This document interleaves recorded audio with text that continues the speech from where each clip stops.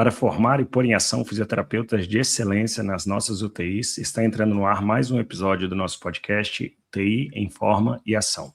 Eu sou o Sancler Bernardes, fisioterapeuta intensivista, e você fala comigo lá no Instagram, no @SanclerBernardes. Olá, pessoal, sejam todos muito bem-vindos. Eu sou a Débora, fisioterapeuta intensivista, e você consegue me encontrar lá no @movimenta_UTI. E juntos, você nos encontra no @UTI em Forma e Ação, lá no Instagram, e toda semana aqui no podcast, né? No YouTube, no Spotify, onde você preferir assistir, ouvir o nosso conteúdo. Juntos nós também estamos no Apoia-se. O Apoia-se tem o link lá no Instagram do Tem Informação, explicando melhor o que é, mas o Apoia-se é um grupo nosso, onde as pessoas nos ajudam a manter o podcast no ar, e a gente prepara um material complementar, um material mais profundo de tudo que a gente estudou, né? Esse mês vai vir muita coisa, porque eu preparei muita coisa para o CIFI. A gente estudou muito, né? Vem muita coisa porque a gente estudou muito. A gente vai falar do CIFIR hoje, né? E eu preparei bastante coisa, e nesse de preparar eu fui tentando fazer materiais, né, para apresentar, e aí várias coisas ficaram legais e não cabiam no tempo da apresentação, e aí a gente vai mandar para o pessoal do Apoia-se, então vai ter bastante coisa no próximo mês. Então, se você se interessar em esse semestre, nos ajudar mensalmente a manter aqui o podcast acontecendo e quiser receber esse material, entra lá no link para ver mais sobre o assunto. Bom, a gente vai falar hoje sobre o CIFI, né? A gente acabou de voltar, literalmente acabamos de voltar do CIFI, ainda não tem, né? Sabe quando você... Assim, procurando fone para colocar e tal. A gente ainda está meio fora dos cabos, assim, mas foi muito legal. A gente vai falar um pouco sobre o que aconteceu lá, as palestras, as novidades. Mas antes, Sancler, eu queria aproveitar esse espaço para deixar aqui um obrigado para todo mundo que foi falar com a gente lá no CIFI, que nos procurou. Ou teve gente que não falou pessoalmente, mas depois mandou mensagem pelo Instagram, né? A gente quer agradecer esse carinho, né? Para a gente é muito importante depoimentos assim que chegam, né? Falando, a gente repassa para todo mundo no hospital, e a gente mudou tal coisa por causa daquele episódio que vocês fizeram, né? E principalmente assim, a gente tem tentado mudar a cultura, né? Fortalecido a reabilitação dentro das nossas UTIs, graças aos episódios semanais de vocês, né? Então a gente fica muito feliz com esse tipo de reconhecimento. Na verdade, é esse reconhecimento que a gente gosta, né? Muito mais do que qualquer outra coisa, saber que o que a gente fala aqui está chegando lá para os pacientes através da mudança da nossa profissão. Então, muito obrigado para quem veio falar com a gente, nos procurou. Eu né, não vou conseguir falar o nome de todo mundo, mas tiveram algumas pessoas Vai faltar, com certeza, né? Já deixamos avisado, já pedimos desculpa antecipadamente. E se você falou com a gente e quiser, manda uma mensagem que a gente comenta aqui no próximo episódio também, mas tiveram algumas pessoas que a gente encontrou e que a gente ficou muito feliz, porque são pessoas que semanalmente, sem falha praticamente, né, repostam o nosso conteúdo, né? Então, o Jamil, né, mandei uma mensagem, né, a gente falou, não, vamos se encontrar, né, porque toda semana a gente está trocando lá no Instagram. Então a gente queria deixar um abraço aqui para o pessoal, o Jamil, Paulinho, a Aline do Mato Grosso, a Tati do interior de São Paulo, o Silas, a Andréia, né? E foi muito engraçado. Paraíba também, a Gabi daqui de Natal. E de Natal, que ficou até o fim lá esperando, né, para a gente tirar uma foto. E foi muito engraçado, Sancler, que uma das minhas funções lá, atribuições, foi avaliar pôster, né? E aí eu estava passando, procurando, assim, o número do pôster que eu tinha que avaliar, e aí uma pessoa me falou, você vai me avaliar? Aí eu falei, não. Então peraí, vamos tirar uma foto, porque eu escuto o podcast, né? Era o Diogo, da Bahia. Aí ele falou, dá um oi pra gente no podcast. Eu falei, opa, tá aqui anotado, né? Então o Diogo, lá da Bahia, um beijo para vocês. Foi muito legal conhecer vocês. O trabalho deles, né? Eu parei para olhar ali o pôster deles, muito legal, um trabalho super bem feito. eles são residentes do hospital do subúrbio, e aí ele pediu para mandar também um alô para a Karine e para a Natália. Isso. Você Não fez um puderam vir ao Cefir, né? Eu fiz um vídeo para a Karine, porque ela não pôde ir ao Cefir, e eles disseram que ela é uma grande fã do podcast, que escuta sempre a gente, acompanha, então a gente fez um vídeo, porque é uma pena que ela não pôde estar lá com a turma toda, né? Aproveitando o evento. Então, gente, um beijo para todo mundo, e um beijo para todo mundo que veio falar com a gente, né? Obrigada mesmo. Dá um ânimo muito grande para a gente continuar aqui, né? Porque muita gente falou assim, nossa, Débora, eu não sei como você faz tanta coisa, né? E aí a gente também se pergunta, nem eu sei, né? A gente também se pergunta, né, Sancler, meu Deus. E aí, às vezes, a gente fala, nossa, será que a gente diminui a frequência do podcast, né? Mas aí, quando a gente encontra, né, o pessoal e todos esses relatos, a gente fala, não dá para diminuir a frequência. Estamos no caminho certo, né? Então, é isso. Tá bom? Eu também queria agradecer, tá, Débora? O pessoal, também queria agradecer muito quem procurou, e a gente ouve muito, assim, né? Eu escuto o podcast, acompanho o podcast, como ele é importante para mim, para minha equipe, para o meu serviço e tal. Então, eu queria agradecer imensamente o pessoal. É muito corrido o Cefir, e tanto eu como a Débora estivemos aí trabalhando na organização também, então isso demanda muito mais durante o evento do que a gente gostaria, para poder estar fazendo muito mais troca com o pessoal, mas sempre que dava, a gente estava parando, estava fazendo uma conversa, sabendo de onde as pessoas são, por que elas, né, escutam, o que é o pensamento delas. Eu queria destacar também uma coisa aqui, né, Débora? A gente ficou responsável por ministrar um curso pré-congresso, eu, a Débora, o Félix e o Francimar, que foi um sucesso, foi muito legal o curso. Queria agradecer ao Félix e ao Francimar também pela parceria, e que no curso a gente estava com uma sala cheia, e a maioria das pessoas do curso disseram que um dos motivos que levou essa pessoa a cursar ali o curso pré-congresso de reabilitação foi por causa do que a gente conversa aqui no podcast, a pessoa acompanha, e a gente espera que tenha sido tão proveitoso quanto a gente achou que foi, né, para essas pessoas também. Então, agradecer mais essa confiança do pessoal lá dentro do evento. Um abraço, né, para quem estava lá no curso, foi muito legal, eu fiquei impressionada, assim, a gente... bom, então vamos começar falando do curso, né? Do curso, vamos começar pelo começo. Eu achei muito legal, assim, a troca que teve no curso, né, porque as pessoas, né, foram lá para ouvir o que a gente tinha para falar, e acho que a gente entregou muito, né, sobre reabilitação, de uma ponta até outra ponta, né, do processo, mas foi muito legal a troca, né, tem muita gente boa fazendo muita coisa legal por aí, né, então, por exemplo, a gente falou lá no curso sobre a questão de escalas, né, de usar a EMS, de como usar, quando usar, e aí uma das participantes mostrou que eles fizeram em impressora 3D lá a EMS do Mato Grosso. E colocaram, né, nos quartos dos pacientes, assim, para mexer, né, eu achei muito legal. A gente teve uma discussão no curso também sobre como a gente garantir que a gente está entendendo o nível funcional prévio do paciente, né? Deu uma boa discussão sobre isso, que cada um faz de um jeito, que às vezes você acha que ele era funcional, mas a pergunta foi tão genérica que você não conseguiu captar o nível pré-funcional mesmo. E aí a Aline trouxe, né, que lá no serviço delas, por exemplo, elas criaram perguntas e todo mundo tem que fazer aquelas mesmas perguntas, né? Então, assim, vieram ideias muito legais e uma troca muito bacana no curso, assim. E o que a gente falou muito lá no curso é que a gente precisa estruturar melhor as coisas, né? A gente faz as coisas, mas faz meio pontual, meio quebrado, acho que essa, não sei se é a melhor palavra, mas... Às vezes passa uma ideia de que é vago, a gente não tem um tempo, não tem um período, não tem um turno, não tem uma hora para fazer, e a discussão foi no caminho contrário, né?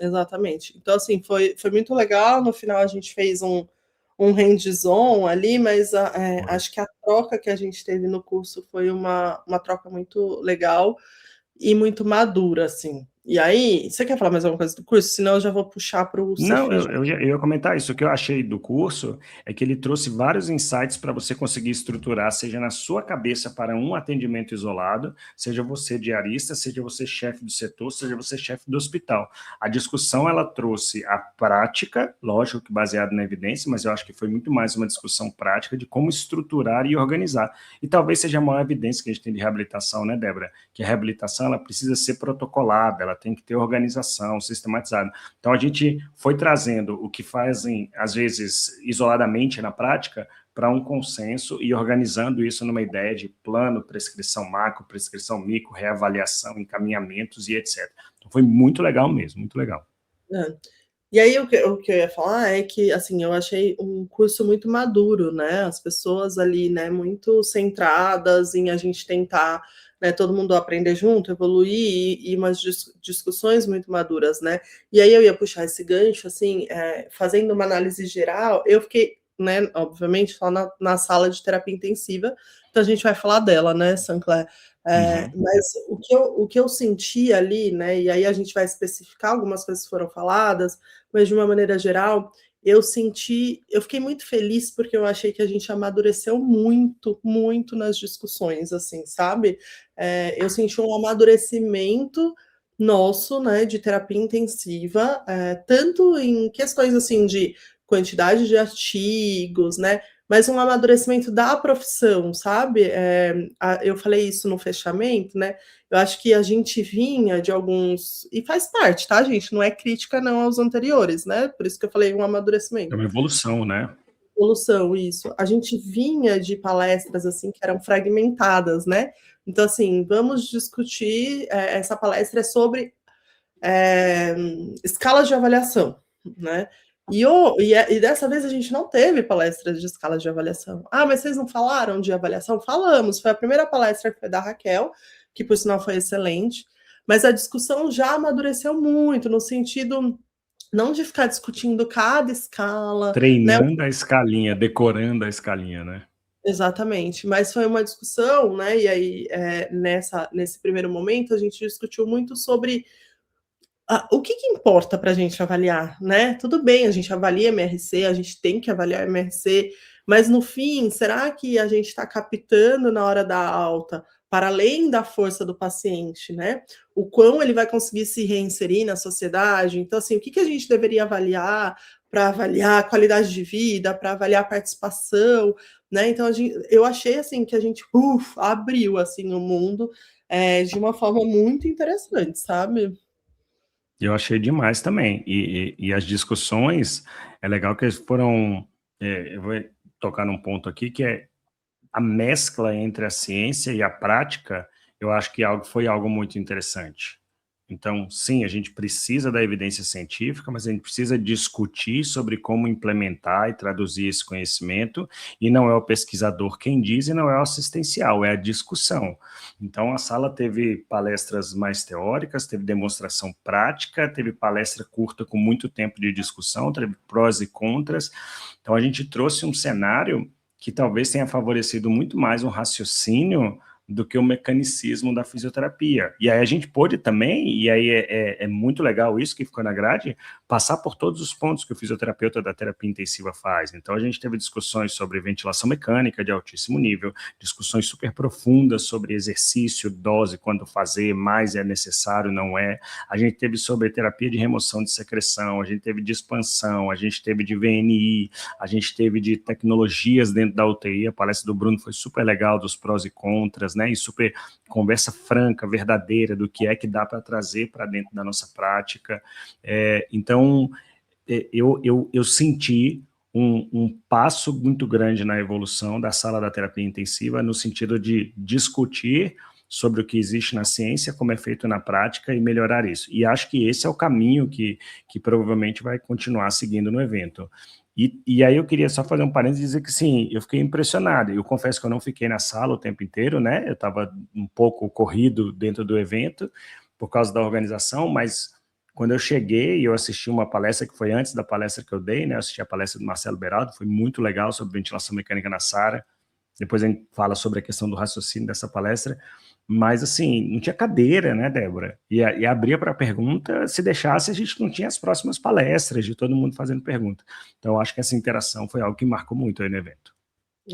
E aí, por fim, né, assim, uma outra coisa que eu queria comentar antes da gente especificar alguns pontos, eu também achei que a gente teve discussões muito honestas, né, e que são importantes para o nosso crescimento, né, então, por exemplo, né, você falou de tecnologia do Bruno, né, ele foi muito honesto na palestra dele, né, eu achei que em várias outras a gente acabava falando, olha, na minha eu falei muito isso, o Bruno falou muito isso na de TMI, a Lígia na de TMI, olha, a gente não sabe, né, tudo bem, a gente está fazendo, mas assim, tal coisa a gente já sabe, tal coisa a gente não sabe, né, e Sabe?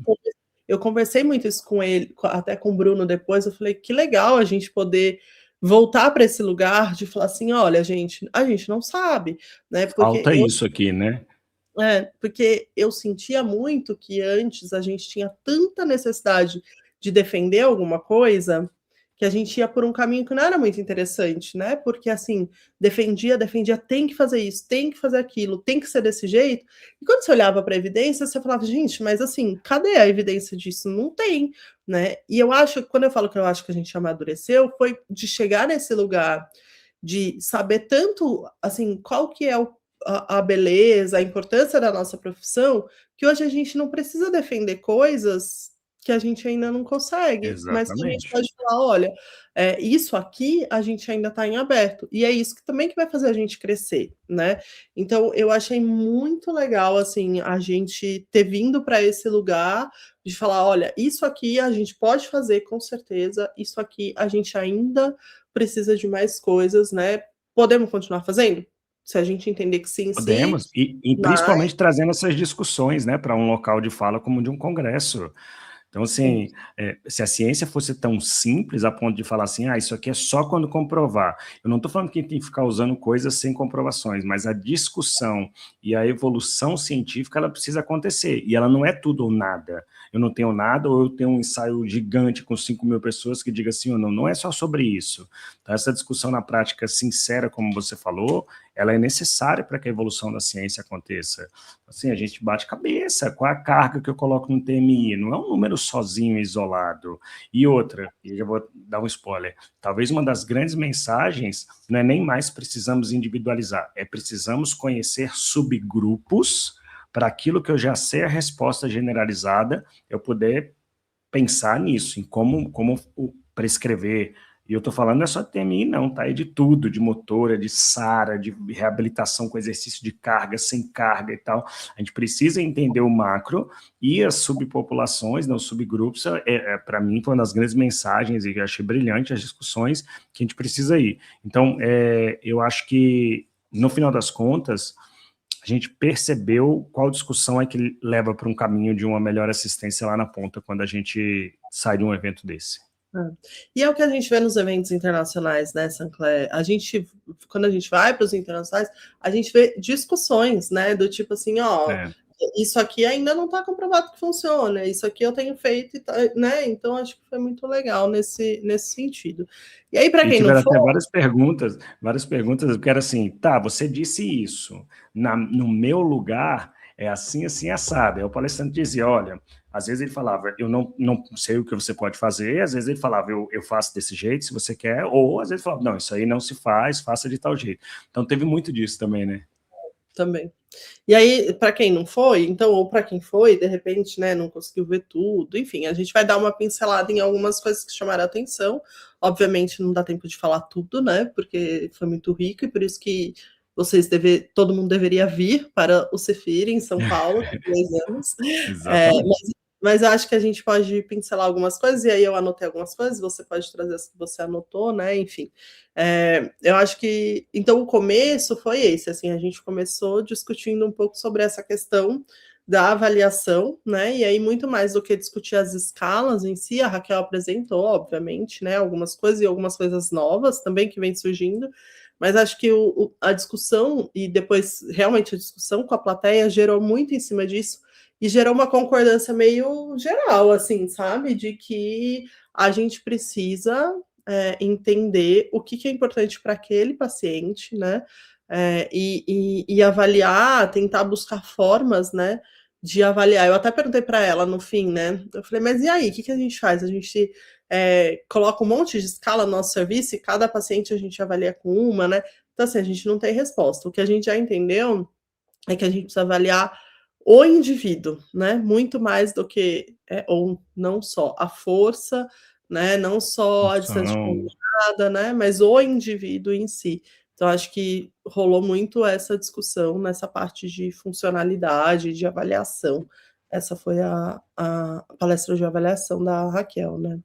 Até porque é Depois muito raso a gente pensar que one size fits all, que uma escala serva para tudo, para todos. A gente vai ter um monte, não é nem exceção, a gente vai ter um monte de variação de pacientes, de condição clínica e etc., que muda diretamente aquilo que a gente precisa fazer. E aí é muito legal o trabalho da Raquel, porque como ela estuda a fundo isso, ela chega inclusive a uma certa conclusão de que não importa qual você usar, no geral, você está avaliando todos os construtos que são necessários, mas você tem que saber as particularidades para saber entender qual é o momento ideal de cada um deles. Exatamente. Eu falei sobre prescrição, né, de exercício, e aí eu acho que eu vou pular, porque a gente pode fazer um episódio à No parte, assim, episódio. do tema, Beleza. né, mas a ideia, de uma forma geral, foi trazer o raciocínio clínico, né, por trás da prescrição, porque é isso, não tem como, né, fazer uma palestra e dar a prescrição de exercício que os pacientes de Não UTI tem. precisam ter. Eu Ainda rodei mais o de UTI. então, eu rodei bastante em cima dessa ideia, assim, né, de que, paciente de UTI é o público geral, né, e aí obviamente a gente tem, evidências para o público geral, mas a gente já tem evidências para subpopulações, né, de prescrição de exercício, e a partir disso a gente precisa individualizar e personalizar, e aí eu tentei trazer um pouco de como fazer essa individualização e essa Perfeito. personalização, né. Então, essa foi a ideia da palestra de prescrição de exercício. Depois a gente teve um bloco que eu achei muito legal, Sinclair, que foi sobre saídas terapêuticas, né? E aí o Fernando Mas apresenta. você tem um viés de interesse nisso. Tô brincando, mas Exatamente. pô, é muito bacana, é fantástico discutir sobre isso. E sabe o que eu acho muito legal? E por isso que a gente quis expor, porque nós do Brasil, a gente está produzindo isso de forma absurda em termos de ciência e prática clínica. A gente perguntou no fim da palestra, né, quem que estava saindo com os pacientes da UTI, e assim, muita gente da plateia Muita levantou gente. a mão.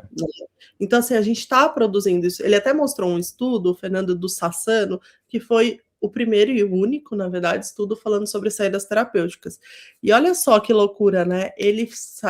Foram 90 pacientes nesse estudo. Ele demorou, acho que um ano e pouco, para coletar isso. A gente tem mais de 1.000 saídas que a gente coletou em 2 anos. Então, assim, a gente Por que faz que é o muito, dele que está publicado, né? né? E a gente tá, assim, tá na beira ali, né, da publicação também desses dados, e de colocar aí na rua também um checklist de saída segura, porque foi uma coisa que muita gente veio conversar, né? Ah, mas a gente está fazendo assim no nosso hospital, será que isso é seguro? Será que não é? Então, eu acho que essa palestra demonstrou muito também a nossa força Brasil em termos de produção digamos, de pioneirismo, assim, em um tema dentro da reabilitação. Então foi muito legal. Espero que quem acompanhou tenha percebido algo que quando eu vi, eu percebi assim, recentemente a gente teve a inauguração daquele hospital lá no King's Hospital, na Inglaterra, e tipo assim, nossa, eles têm um telhado onde os pacientes vão, e aí como você disse, a gente faz isso aqui há um bocado de tempo. Talvez a gente não tenha tantos lugares bonitos como o King's Hospital, mas a gente tem outros lugares que são muito interessantes, né? E às vezes, mesmo num lugar que não é tão interessante e bonito, isso é feito aqui. Então é muito legal mesmo. Parabéns pela iniciativa de colocar o assunto e trazer a discussão aí, porque é uma grande oportunidade para os fisioterapeutas. E é isso, se é uma coisa que a gente está fazendo, lá fora está ganhando espaço, aqui não tinha ganhado até agora, né? Em É. nenhum congresso, sendo que a gente já fazia, né? Então acho que é por aí. Depois a gente teve uma palestra de educação em saúde da Adri Lunardi, que foi muito legal também, Sancler. A gente discutiu muito, ela trouxe muito a importância da gente educar o nosso paciente em saúde, né? Então, ela falou sobre também as possibilidades, então isso pode ser feito através, por exemplo, de folhetos, isso pode ser feito através de conversas, isso pode ser feito através até de um quadro ali, né, explicando para o Tipo de paciente avisos. como que é o processo da reabilitação dentro da UTI, mas a importância, né, e ela mostrou alguns dados, a gente não tem muitos dados em UTI, mas de fisioterapia, desculpa, mas de uma forma geral, ou em UTI, ou de hospital, enfim, mostrando o quanto melhora de adesão dos pacientes a partir do momento que a gente faz essa educação em saúde logo no começo, sabe? O quanto diminui a ansiedade, o quanto melhora até a família, assim. Então, rolou uma discussão muito legal também. Que bom. Eu acho que a gente talvez tenha banalizado um pouco a educação em saúde, né, ao longo da nossa formação, e acho que é algo simplista, eu sei lá, com cartaz. Não, é muito mais profundo, né? Exatamente. Ela falou bem isso, assim, ela falou assim, quando a gente pensa em educação em saúde, a gente lembra lá da graduação, que era a última linha da evolução, orientação, orienta o paciente a fazer isso. Mas isso ou então não falar, você está doente, você precisa se movimentar. Isso não é educação em saúde, isso é recado sei lá, do Drauzio Varela no Fantástico. É completamente diferente. A gente faz uma intervenção, né, uma intervenção estruturada, que se pode fazer isso com ferramentas. A gente já discutiu isso aqui no bundle ABCDF, GH, né, o Handout Communicators, que é você dar material para os familiares, tem forma estruturada de se fazer e alcançar esse tipo de informação. Exatamente. Depois veio uma palestra do Marcos, de neurocrítico, que foi muito boa, mas muito boa mesmo. Ele foi muito didático, muito claro. Eu só queria abrir um parênteses, né? Porque a gente falou até agora que tem muita coisa que a gente não sabe, ou que está mudando, e tem algumas coisas que estão bem estabelecidas já, né? E assim, a palestra dele mostrou um pouco disso, assim, que os cuidados para neurocrítico, eles tiveram uma mudança um tempo atrás, né?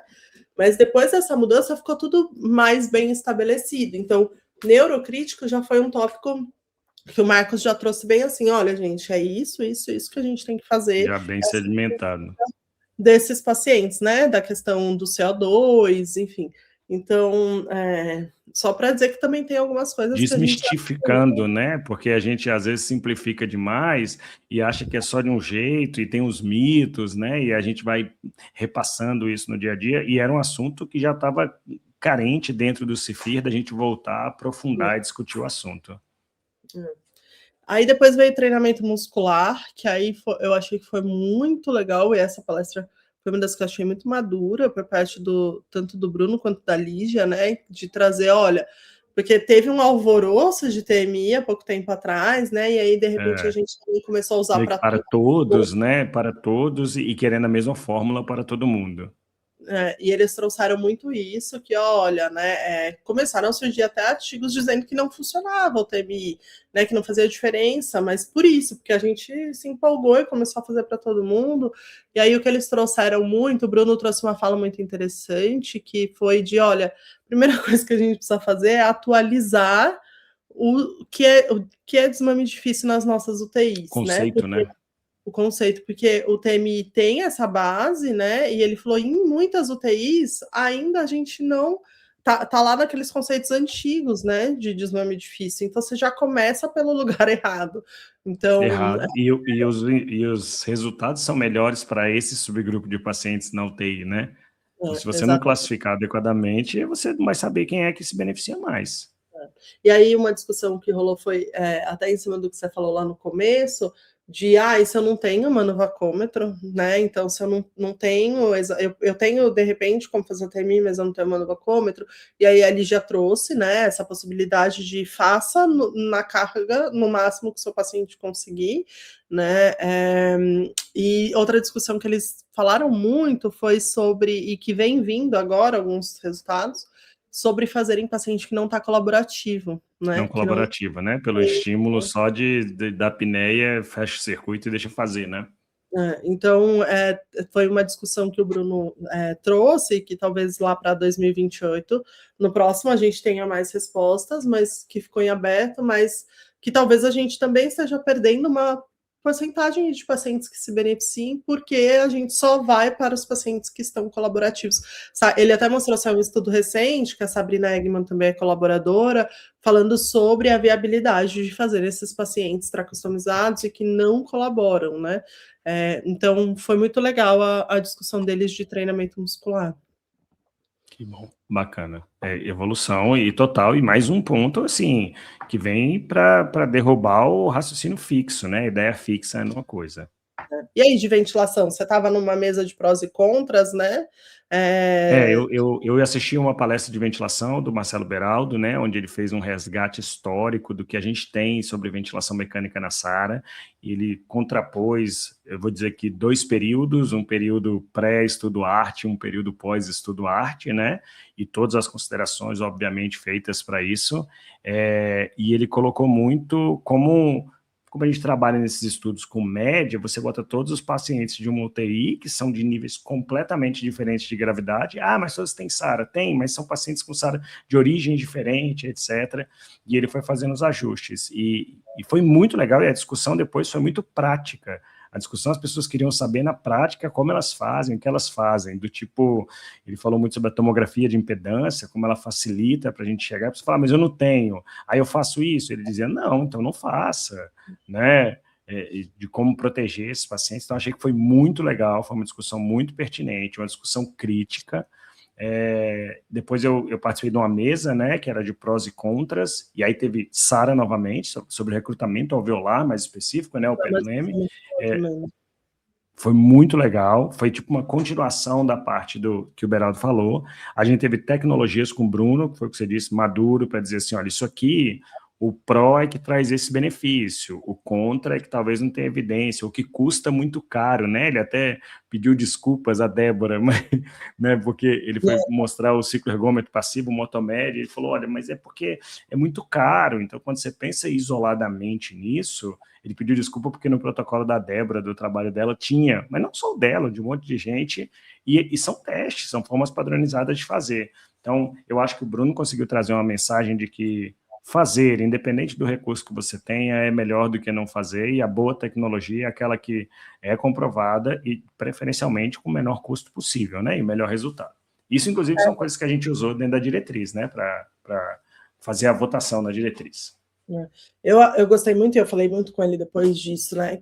Essa coisa que ele trouxe, porque a gente também tem uma tendência, quando a gente fala em tecnologia, a se animar demais, né? E eu achei que ele foi muito pé no chão, de falar, olha, legal, né? A gente tem que buscar tecnologia, mas a gente não vai buscar a qualquer custo, né? A gente não, tanto financeiro quanto de falta de evidência, assim.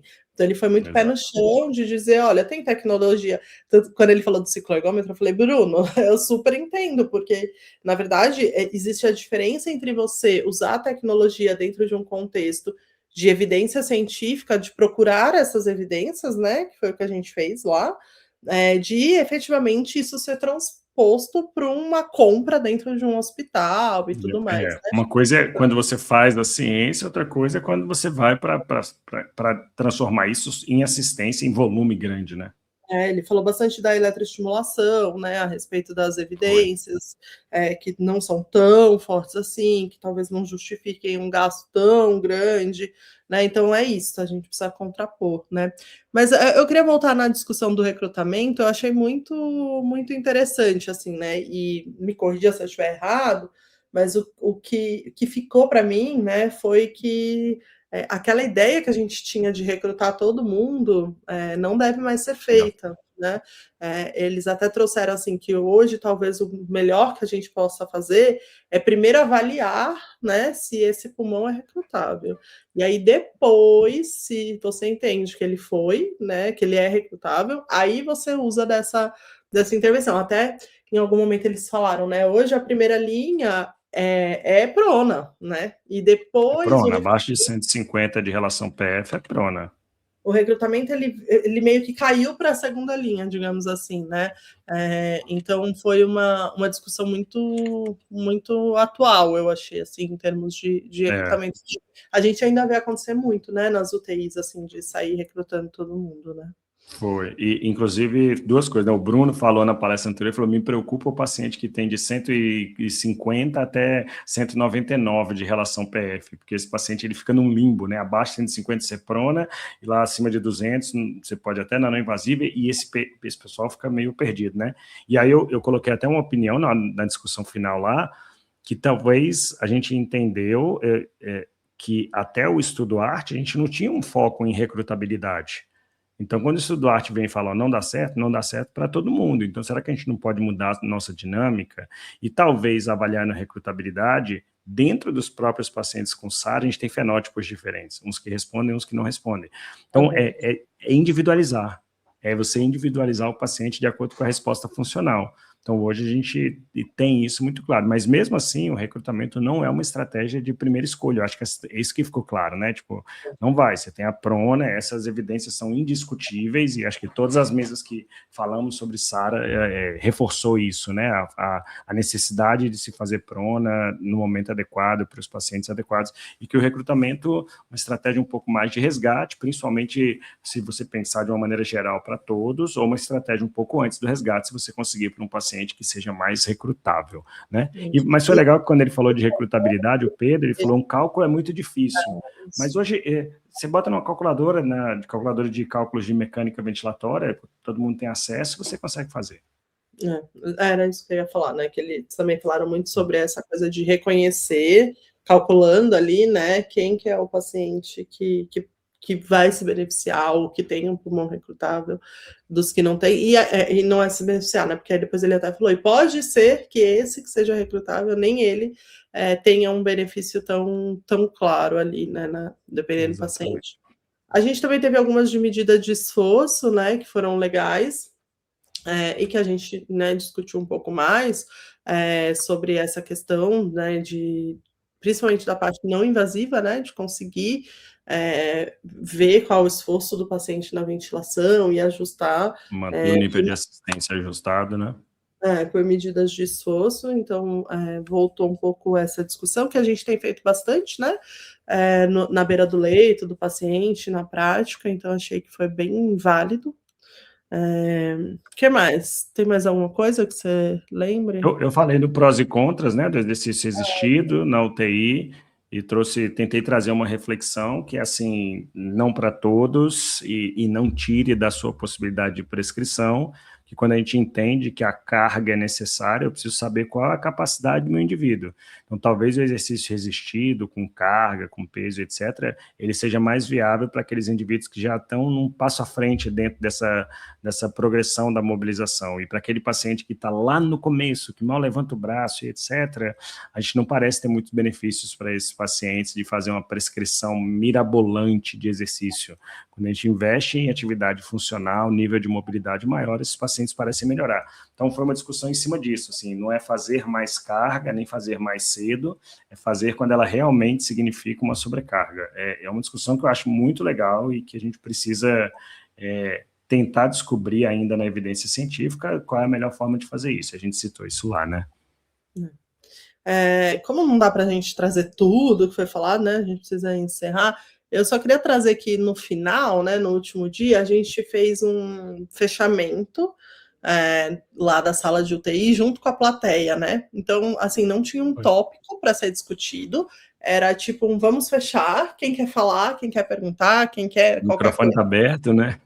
Estava aberto para a plateia, e aí eu só queria, com o pessoal na mesa, né, obviamente, mas eu só queria dizer que aí a hora que a gente abriu, a discussão rolou muito em cima de uma questão que é crucial, né, e que a gente tem trabalhado para tentar achar caminhos, mas basicamente o que a plateia trouxe, assim, foi que tudo isso é muito legal, que é dito no congresso, né, mas como é que a gente coloca isso em prática com algumas condições de trabalho que a gente tem, que não são tão favoráveis, né? Então a gente discutiu muito nesse momento a questão do número de atendimentos, né?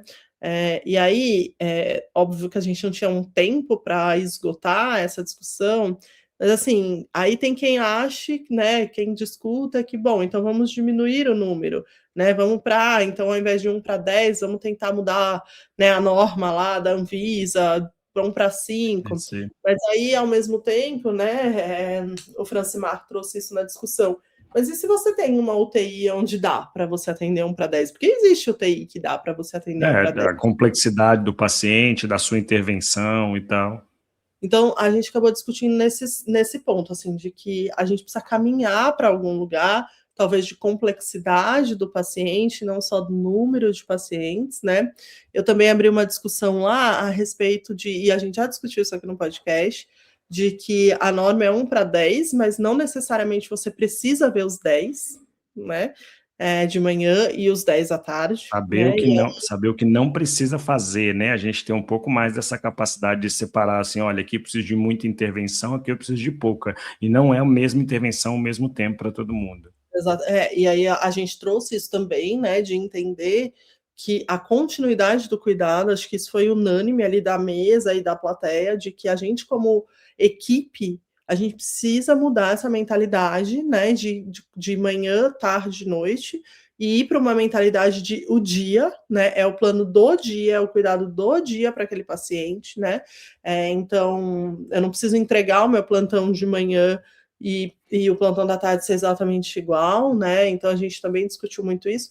E uma pessoa levantou a mão e falou sobre a questão de que isso precisa estar alinhado com os gestores, né, de que não adianta também a gente pensar tudo isso, mas a gestão, ir por indicadores do tipo Produtividade somente, exatamente. número de Eu achei atendimentos, né.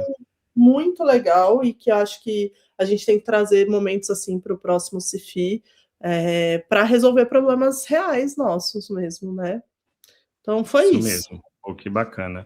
Eu queria, sabe, Débora, aproveitar aqui o espaço e parabenizar vocês, o departamento científico da Sobrafia de terapia intensiva, que fizeram um trabalho maravilhoso. A sala estava linda, gigante, lotada de gente e todo mundo gostando, e que a gente possa continuar fazendo isso, evoluir nas escolhas das temáticas, nas metodologias. Foi um negócio muito legal. Não é só palestra, palestra, palestra, tem momentos diferentes, reflexões de assuntos que se conectam no final das contas, e eu acho que foi muito assertivo, assim, todo o processo de escolha e etc. É lógico que tem muita gente boa que fica de fora, a gente sabe disso, é um evento muito curto, muito rápido, então, para quem ficou de fora, as coisas são assim, a gente precisa também fazer esse rodízio e etc, porque é algo que vale muito a pena para a gente conhecer caras novas, para a gente reforçar recados importantes de algumas pessoas antigas. Então, achei que no saldo foi muito legal. E eu queria só destacar mais uma coisa do CIFIR, é o quanto o CIFIR, a gente sempre fala que é bom para você fazer uma rede de contatos e tal, mas ele é legal porque ele traz uma parte social, uma parte da amizade, uma parte das conexões profissionais que extrapolam o artigo científico. E eu acho que deu para sentir isso muito lá, né? Então foi muito A legal festa mesmo. Então, foi parabéns aí ótima. ao pessoal da organização. A festa foi maravilhosa, 40 anos da Sobrafri foi comemorado em alto estilo, assim, Não, e o pior é que altíssimo.